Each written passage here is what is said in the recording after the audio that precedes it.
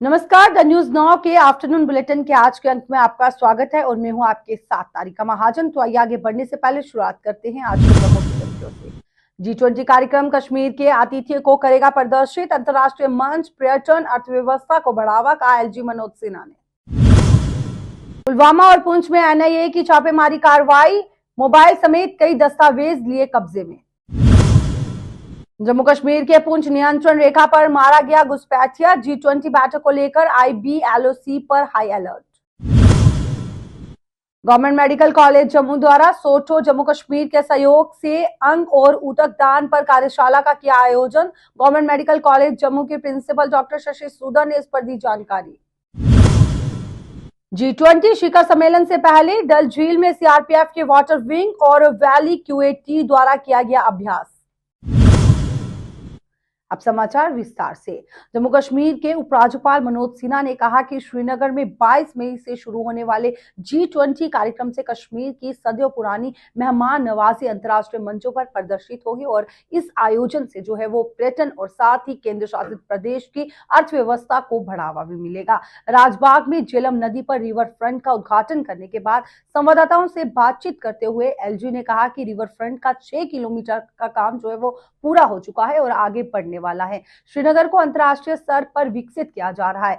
Free wifi zone, cycle track, walkway और cafe जल्द ही आएंगे क्योंकि शहर में जल्द ही एक लाइब्रेरी भी खोली जाएगी। G20 कार्यक्रम के बारे में उन्होंने कहा कि लोगों और जम्मू कश्मीर प्रशासन ने 22 मई से शुरू होने वाले आगामी कार्यक्रम के लिए सभी व्यवस्थाओं को अंतिम रूप दे दिया है और यह आयोजन जो है वो कश्मीर की सुंदरता और आतिथ्य साथ ही बारे में जो है वो दुनिया भर में एक संदेश भेजेगा, जिसके परिणाम स्वरूप ज्यादा जो पर्यटक है वो आएंगे और हमें उम्मीद है कि G20 का सफल आयोजन जम्मू कश्मीर की अर्थव्यवस्था को बड़ा धक्का देने में मदद करेगा।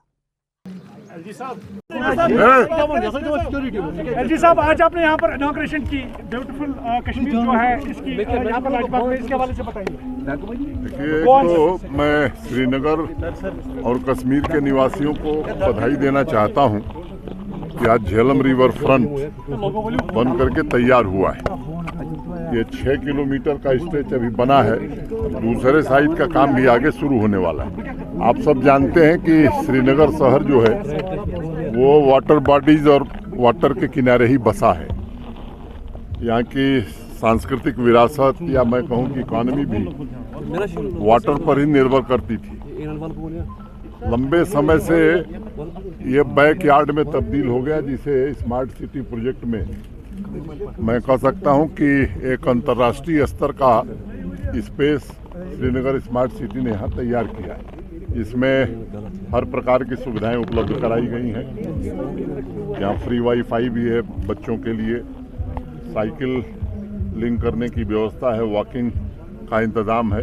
आने वाले दिनों में यहाँ लाइब्रेरी भी बनाएंगे हम लोग, कैफ़े भी होंगे। मैं समझता हूँ कि ये निश्चित रूप से एक सराहनीय काम हुआ है और केवल सांस्कृतिक विरासत यहाँ की नहीं प्रिजर्व कर पाएंगे हम, बल्कि मुझे लगता है कि इकॉनमी को भी श्रीनगर और कश्मीर की बूस्ट इससे मिलेगा। सिन्हा साहब, क्योंकि बहुत ही बड़ा इंटरनेशनल मेगा इवेंट हमारा यहाँ हो रहा है G20 का, एज अ मेहमान नवाज आप हैं पूरे जम्मू कश्मीर की तरफ से, किस तरह की तैयारियां हैं G20 के हवाले से? G20 की तैयारी जम्मू कश्मीर प्रशासन ने और जम्मू कश्मीर के निवासियों ने, उनका भी बड़ा सहयोग है, बहुत बेहतरीन ढंग से किया है।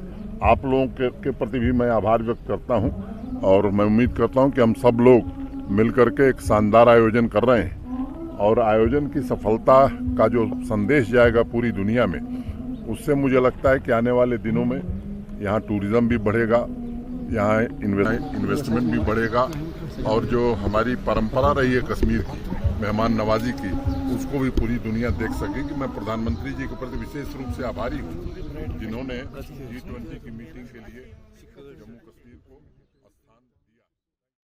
जम्मू कश्मीर के पुलवामा समेत अन्य इलाकों में एनआईए ने अलग अलग मामलों में कार्रवाई करते हुए जांच की। आपको बताएं कि टीम में शामिल लोगों को संदिग्ध दस्तावेज भी बरामद किए गए हैं। उधर पुंछ में सीमा पार बात करने वाले व्यक्ति के घर आज सुबह एनआईए की टीम पहुंची। आरोपी से कई मुद्दों पर पूछताछ कर मोबाइल जब्त भी कर लिया गया। इससे पहले राष्ट्रीय जांच एजेंसी यानी एनआईए ने कश्मीर में 11 मई को कार्रवाई तेज करते हुए पाकिस्तान स्थित अलग अलग प्रतिबंधित आतंकवादी संगठनों से जुड़े 3 आरोपियों की संपत्ति को कुर्क कर लिया। जम्मू कश्मीर के पुंछ नियंत्रण रेखा पर सीमा पार से घुसपैठ कर भारतीय इलाके में आए घुसपैठियों को जवानों ने मार गिराया है और उनके पास से कई चीजें भी बरामद की गई है। कश्मीर में G20 की बैठक को देखते हुए अंतर्राष्ट्रीय सीमा और नियंत्रण रेखा पर हाई अलर्ट घोषित कर दिया है और आज सुबह पुंछ के मैंडर एलओसी पर जवानों से कुछ हलचल देखी गई और इसके बाद उन्होंने सर्च ऑपरेशन चलाया और इस बीच जवानों को कुछ घुसपैठियों के अपने क्षेत्रों में आने की आहट मिली। जवाबी कार्रवाई के दौरान एक घुसपैठिया मारा गया है। गवर्नमेंट मेडिकल कॉलेज जम्मू ने राज्य अंग और ऊतक प्रत्यारोपण संगठन यानी सोटो जम्मू कश्मीर के सहयोग से अंग और ऊतक दान पर एक कार्यशाला का आयोजन किया। वहीं इस कार्यशाला के दौरान गवर्नमेंट मेडिकल कॉलेज जम्मू की प्रिंसिपल डॉक्टर शशि सुदर ने इस पर जानकारी दी। For UT of Jammu and Kashmir और हमारा रीजनल सेंटर पीजीआई चंडीगढ़ है, national centre Safdarjung hospital Delhi में है। ऑर्गन ट्रांसप्लांट्स की बहुत ज़रूरत इसलिए है कि हम जानते हैं सारे liver failure, kidney failure, heart failure, pancreas का फेल होना, बहुत सारे organ failure, and organ failure से डेथ्स हो जाती हैं और उसके लिए रेमेडी है ऑर्गन ट्रांसप्लांट। तो उस 2 प्रकार के ऑर्गन ट्रांसप्लांट्स होते हैं जिसमें लाइव ऑर्गन डोनेशंस अपने नियर्स एंड डियर्स, जैसे हमने यहाँ पे किडनी ट्रांसप्लांट शुरू कर दिया और 15 नियर्स एंड डियर्स ने अपने चहेतों को एक एक किडनी दी क्योंकि हर एक के पास 2 होती हैं और उनकी ज़िंदगी आगे नॉर्मल चल पड़ी। डिजीज़ ऑर्गन डोनेशन एक हमारा ऐसा एक दायित्व है जो जनता तक पहुंचाने की ज़रूरत है, हर एक तक पहुंचाने की ज़रूरत है। देखा जाता है कि स्पेन जो है उसमें 49.6 donations per million population, highest, they are leaders in the world. और भारत में देखा जाए तो 0.52 डोनेशंस पर मिलियन पॉपुलेशन हो रही हैं। वो भी सच है कि साउथ इंडिया में हो रही हैं ज़्यादा और नॉर्थ इंडिया में सिर्फ पीजीआई काफ़ी आगे बढ़ चढ़ कर आ रहा है। पिछले दिनों महज 39 दिन की एक बच्ची इबाब कौर एक यंगेस्ट ऑर्गन डोनर थी और प्रधानमंत्री जी ने मन की बात का जो हमारा 99वां एपिसोड था उसमें उसका जिक्र भी किया। हमें भी हर डिजीज़्ड जैसे ब्रेन डेड हो जाते हैं कई रोड ट्रैफिक एक्सीडेंट्स में या कोई सेरिब्रोवैस्कुलर एक्सीडेंट्स में जिसमें ब्रेन काम करना बंद हो जाता है लेकिन बाकी शरीर काम कर रहा होता है, हार्ट, लंग्स, पैनक्रियाज, स्मॉल गट, बाकी के ऑर्गन्स, किडनी सारे। तो इससे इतनी ज़िंदगियां बचाई जा सकती हैं। ये रिसोर्स एक्टिवेट करने की ज़रूरत है क्योंकि सप्लाई डिमांड गैप है। बहुत सारी किडनीज़ की ज़रूरत है। भारत में 1 लाख किडनीज़ अगर चाहिए तो एनुअली 1.5 लाख किडनीज़ की ज़रूरत है भारत में ही अकेले और 7 से 8 हज़ार ही रीनल ट्रांसप्लांट हो रहे हैं। तो बहुत सारी किडनीज़ और मिल सकती हैं अगर अवेयरनेस हो। और जो ब्रेन डेड हैं, ब्रेन डेथ एक्सेप्टेंस सगे संबंधियों के लिए मुश्किल होती है लेकिन ये एक फैक्ट है, एक तथ्य है और एक अवेयरनेस या अवेकनिंग की ज़रूरत है इस फील्ड पे। वो कोशिश की जा रही है। ये जो सॉटो के हमारे इंटरैक्टिव सेशंस होते हैं, पर्टिकुलरली इस सेशन में हमारे एचओडी न्यूरोसर्जरी, हमारी प्रोफेसर ऑफ एनेस्थीसिया और हमारे फोरेंसिक के जो डॉक्टर्स हैं, एचओडी हैं, हमारे आई बैंक के जो G20 शिखर सम्मेलन से पहले डल झील में सीआरपीएफ के वाटर विंग और वैली क्यूएटी द्वारा अभ्यास किया गया। और आपको बताते चले कि कश्मीर में G20 बैठक को लेकर शहर में भी सुरक्षा के पुख्ता इंतजाम किए गए हैं। चप्पे चप्पे पर सुरक्षा बलों के नाके लगाए गए हैं। पुलिस की तरफ से ड्रोन की मदद से प्रमुख चौक चौराहों और साथ ही स्थलों और धार्मिक स्थानों की निगरानी की जा रही है। आने वाले वाहनों की गहनता से जांच की जा रही है। लोगों के आई कार्ड भी चेक किए जा रहे हैं। और सेना की बात करें तो सेना की ओर से कई जगहों पर क्यूएटी वाहनों को तैनात किया गया है। जम्मू के सांबा जिले में एक रहस्यमय परिस्थितियों में मौत हो गई है। आपको बताते चले कि एक नवविवाहिता की रहस्यमय परिस्थितियों में मौत हो गई, जिसके चलते नवविवाहिता के माता पिता ने हत्या का आरोप लगाया है और कहा है कि इस मामले में जो है वो निष्पक्ष जांच की जानी चाहिए ताकि हमारी बेटी को इंसाफ मिल सके और उनके आरोपी को जो है वो जल्द से जल्द पकड़ा जाए। गवाही है साढ़ा उत्थे एक दिखा सामने, उन्हें पूछा क्यों हुई आ, उन्हें कहा कुछ नहीं होया, उसले कुड़ी डेड पे दी उसे, उन्हें कहा कुछ नहीं होया। ਉਹਦਾ ਇਹ ਮਸਕਾ ਵੀ ਕੁੜੀ ਛੱਡੀ ਆ ਤੇ ਮੈਂ ਨੱਠਣਾ ਇਥਾਂ।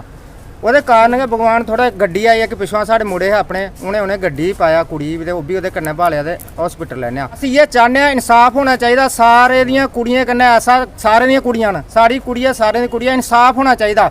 ਅੱਜ ਜਸਟ ਚਾਹੁੰਦੇ ਆ ਵੀ ਬਿਲकुल ਇਨਸਾਫ ਹੋਣਾ ਚਾਹੀਦਾ, ऐसा कदे गलत नहीं होना चाहिए। सरना में बड़ा दुखदर्द हादसा हुआ है।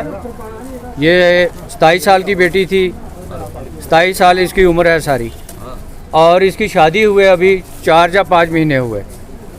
और माँ बाप का कहना है कि बार बार इसको टॉर्चर किया जाता था, दहेज के लिए पूछा जाता था, तो लेके क्या ये ऐसे ताने मीने दिए जाते थे और बार बार इसको तंग किया जाता था।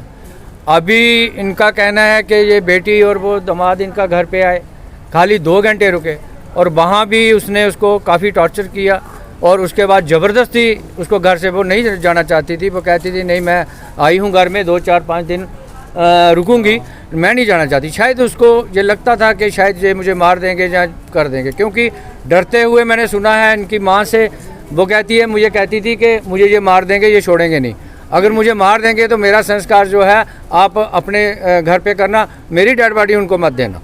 इस किस्म के ये हालात पैदा हुए थे और हम आए हैं, ये लोगों की डिमांड थी कि इंक्वायरी होनी चाहिए।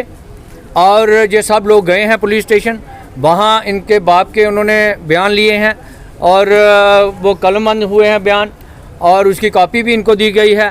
और जहाँ सीएमओ को मिले, सीएमओ साहब से हमने बात की, उन्होंने एक बोर्ड बनाया, यहाँ पोस्टमार्टम हुआ अभी, तो इसके बाद संस्कार होगा।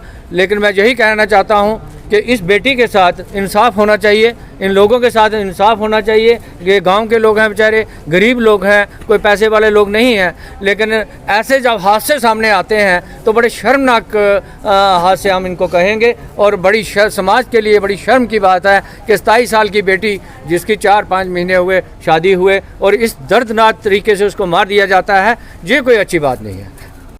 वो मेरी बच्ची के अंदा मेरे कन्ने करना गिर गया, वो मेरी बच्ची नहीं, हमारी बच्ची जबरदस्ती अंदा कह नहीं जागी मैं मर जाना। मेरी बच्ची धमकी दी, मेरी बच्ची डरे आई, मैं बच्ची आख्या नहीं आया। वो मेरी बच्ची आई कड़ी नहीं खड़ोती, वो बच्ची 5 बैठे खड़ोती, उन्हें पैरे वापस ले गया, बेईमान ने कुत्ते त्रटिया मार उड़ी मेरी बच्ची, और दे बच्ची मेरी उन्हें मार उड़ी बुढ़े ने, मेरी बच्ची मार। चिनार कॉर्प्स के डैगर डिवीजन के तत्वाधान में पीर पंचाल ब्रिगेड द्वारा बॉर्डरलेस वर्ल्ड फाउंडेशन के 14 विशेषज्ञ डॉक्टरों के एक टीम के साथ मिलकर एओआर में एक बड़े पैमाने पर चिकित्सा सह पशु चिकित्सा शिविर का सफलतापूर्वक आयोजन किया गया। और ये पहल जो है ऐसे समय में हुई है जब भारत G20 प्रेसिडेंसी की अध्यक्षता कर रहा है और जिसका उद्देश्य स्वास्थ्य पहलुओं और साथ ही स्वास्थ्य पहलुओं पे प्राथमिकता देना है। जो पिछले प्रेसिडेंसी से प्रमुख टेक अवे पर आधारित है। थजल और आसपास के गांवों के 300 से ज्यादा मरीजों को मुफ्त चिकित्सा मदद मिली, जिसमें प्रयोगशाला जांच, दवाएं और सीमावर्ती क्षेत्रों में जरूरतमंद और वृद्ध ग्रामीणों के लिए परामर्श शामिल है। शिविर में निःशुल्क जांच कराने, दवाइयां बांटने और परामर्श देने पर ध्यान केंद्रित किया गया। महिला चिकित्सक व स्त्री रोग विशेषज्ञ द्वारा महिला मरीजों पर विशेष ध्यान दिया गया। भारतीय सेना के एक पशु चिकित्सक द्वारा घायल और बीमार पशुओं का भी इलाज किया गया। ठीक थी। पंचायत हल्का चरोंडा, लालदीन खटाना। मैं आज हमारी माइक बटालियन की तरफ से 16 सिखलाई की तरफ से यहाँ जो कैंप लगा है, मेडिकल कैंप, इसमें वेटनरी कैंप भी है, डॉक्टर साहिबान भी है, बाकी बहुत सारे हर बीमारी के डॉक्टर साहिबान यहाँ लाए हैं। बाकी दूर दूर से 4 गांव हमारे पड़ते हैं और 4 गांव से लोग आए हैं यहाँ। बहुत बहुत शुक्रगुजार है अल्लाह ताला की मदद से कि आज हर जो बीमार उड़ी नहीं पहुँच सकता था उसको यहाँ पर चेकअप करके दवाई दी जा रही है। तो हम शुक्रगुजार हैं फौज की तरफ से ऐसे कैंप जो हर जगह हर गांव में लगने चाहिए, बार बार लगने चाहिए, महीने में कम से कम एक बार, जिसमें आम गरीब जनता को काफ़ी फैसिलिटी मिल जाती है। आइए चलते चलते नजर डालते हैं आज के मौसम पर। जम्मू कश्मीर के तापमान में उतार चढ़ाव जारी है। जम्मू में तपिश का एहसास बढ़ा हुआ है, लेकिन संभाग के अधिकांश हिस्सों में दिन का तापमान अभी सामान्य से थोड़ा नीचे चल रहा है। उधर कश्मीर में मौसम सुहावना बना हुआ है और यहाँ अधिकांश हिस्सों में दिन का तापमान 23 से 26 डिग्री के बीच है। मौसम विज्ञान केंद्र श्रीनगर के अनुसार 23 मई को प्रदेश के कुछ हिस्सों में बारिश हो सकती है। जम्मू में कल दिन की शुरुआत साफ मौसम के साथ हुई, हालांकि अभी थोड़ी राहत है। संभाग के मौसम में तपिश के बीच जो है वो मौसम में बदलाव भी आ रहा है। इसमें राजौरी, पुंछ, कश्मीर जैसे हिस्सों में बारिश से मौसम सुहावना बना हुआ है। द न्यूज़ नाउ के आफ्टरनून बुलेटिन के आज के अंक में बस इतना ही। मुझे दीजिए इजाजत। नमस्कार।